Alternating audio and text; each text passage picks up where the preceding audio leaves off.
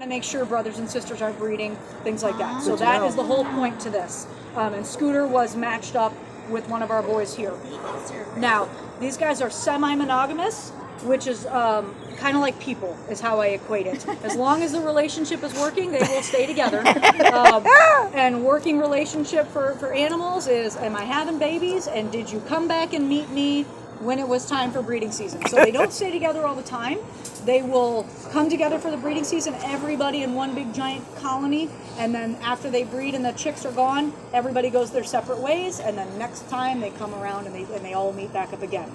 If mom and dad happen to meet up, great, they're going to keep on going. If not, they will find another willing customer. And they don't have the ability to look for their... They do. They'll call, and they'll wait for a certain amount of time, but there is a window that they have to breed to have those babies, to lay those eggs, so that those babies are old enough to be able to kind of follow the change in the tides and the change in the water and everything else in the seasons. So there definitely is a time limit on how long they can wait. So now Scooter is very, very nice and calm. So I'm not sure which do we want to start.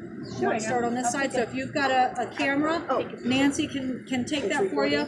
Oh, you're recording? You want? Oh, it's recording, but right there, just takes a picture. If you hit the camera button right there, yeah, it just takes a picture. Alrighty, so I'll just turn her around here so I know you're so excited. And I'll talk about that noise in just a second there. You can go ahead and touch her.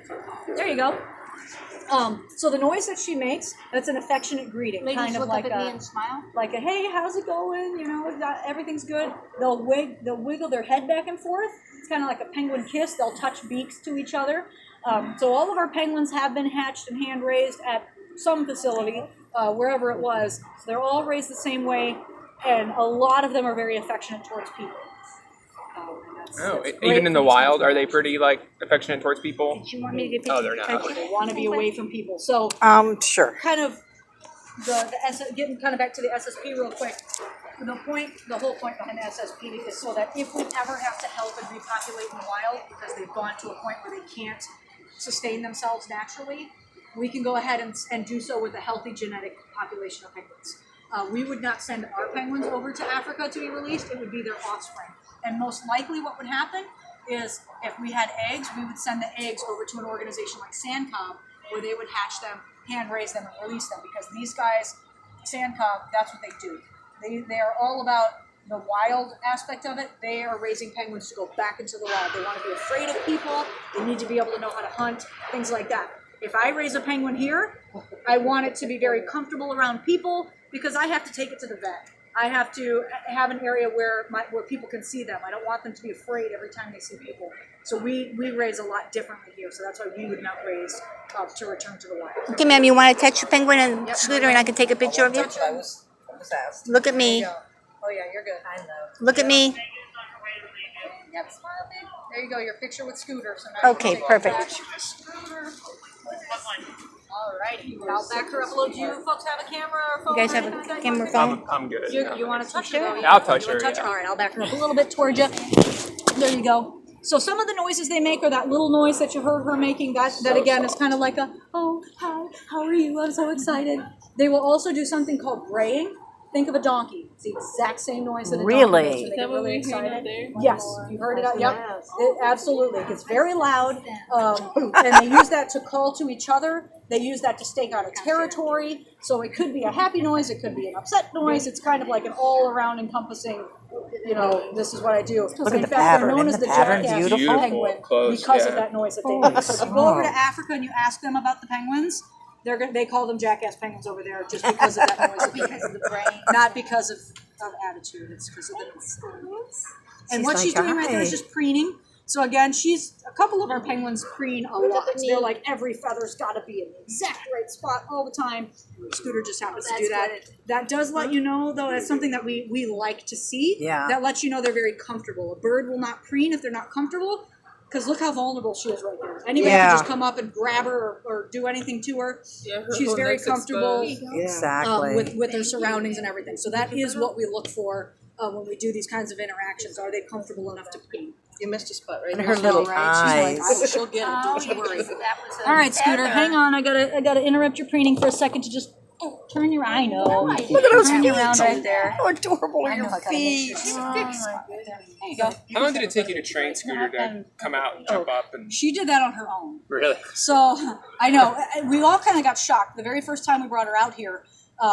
We let them walk out and we kind of see what they're going to do. And some penguins don't jump up. Some penguins we put up there. Okay, you two, look at me. But she came out the very Smile. first time I ever opened that door, and she walked right over, boop, boop, up.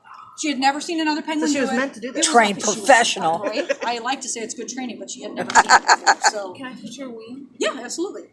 That's Yeah, I awesome. wanted to do that, but I wasn't sure if I was allowed. Isn't that Yeah, cool? and Scooter's kind of the exception to every rule of my penguins. Like, normally I would not be standing this far away if you were touching a penguin because they do like to touch back. Gotcha. Not like I'm going to bite you because I don't want you to touch back, but they're like, hey, if you're scratching me, I get to scratch you, right? And they do that with Yeah. their beak. And they do have a hook on the end of their beak used for catching fish. Scooter's beak's a little bit different. They do shape that any way they want. It's kind of like us filing our fingernails. It's made out of the same material. Once, from what I've been told, once penguins get a little bit older, they don't care as much how their beak looks. Maybe it's because they're not having to impress the boys anymore or something. I don't know what exactly it is. But she doesn't quite have that hook on the end of her beak. She doesn't need it. We hand feed them. So I mean, it's not like she really needs to have that there. But she decided, I guess that's the only thing she's going to file. She files that down. So, yeah.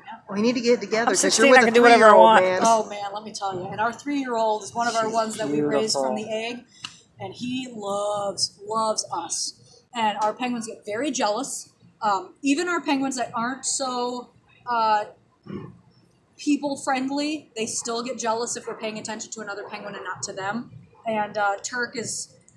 Yeah, he gets really jealous. And what we were noticing was that Scooter wanted attention, and so did he. And if we were in the room, he would go over and bite at her to get her to run away so he could get our attention. So we're gonna say it's gonna be interesting trying to pair them up, and we're gonna see how this works. We went ahead and we stopped the introductions for now the way we were doing it in the house, just because breeding season's over pretty much for the year. So now they would be going their separate ways anyway. So it's really not the best time to try to introduce them. What we'll try again is probably around November, December. That's when the breeding season would start up again. That's when we'll start again at night, bringing them in the house. They'll be in the stall side by side with a divider in between so they can see each other. And then hopefully by then, Turk will be 4. His hormones might have kicked up a little bit more. He'll be a little bit more interested in girls. And we are trying to wean ourselves off of Turk as much as we can, as much as we love. That's hard, Love hanging yeah. out with him. We're trying to not be as lovey and everything with him because we want him to pair up with her. All right, everybody, do you have any last minute questions for Sarah before she takes Scooter away? Can we keep her? Yeah, Could we just spend the day here? Yeah, I'll just sit here for the rest of the day. I know, they were telling me they both had dogs named Scooter. So Yeah. yeah, we were talking about that already, so we wanted to make sure they got their pictures. But She's a Nancy's sweetheart. got some stuff for you here. I'm just going to take Scooter back inside. Thank you, And Miss I'll Sarah. be back. I'm sure I'll be back out before And you. then we have like some hand sanitizer once you Little Miss Scooter. Bye. sticker. And then this is a little bit of information about Sancop. Go online, read about it. It's